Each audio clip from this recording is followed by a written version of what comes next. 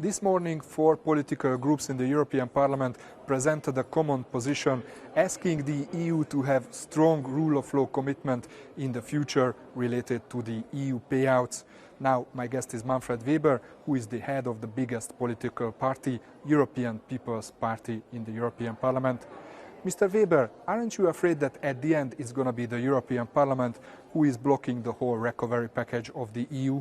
You cannot consider and think about economy without discussing about our value base. And we spend now on European level close to 2 trillion euros. A lot of money is at stake.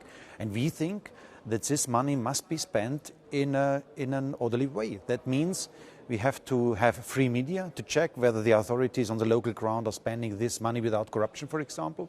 And we need an independent judiciary which guarantees that this is then a follow-up on the judiciary side. There are basic principles for Europe and we will defend this. So without a strong rule of law commitment, you will vote down the recovery package. This is what you are saying. There will be no MFF and no recovery fund without a binding rule of law mechanism. That is a clear message to the Council. Hungary and Poland often says that the rule of law debate is a political weapon against conservative governments.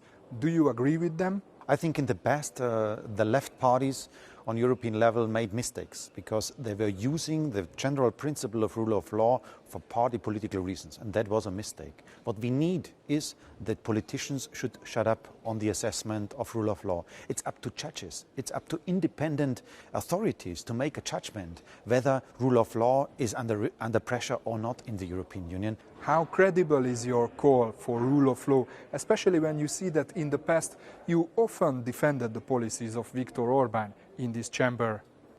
I never defended the problematic developments in Hungary. I myself and my party, we voted in favor of an Article 7 procedure against Hungary. The first time that the European Parliament initiated such a procedure.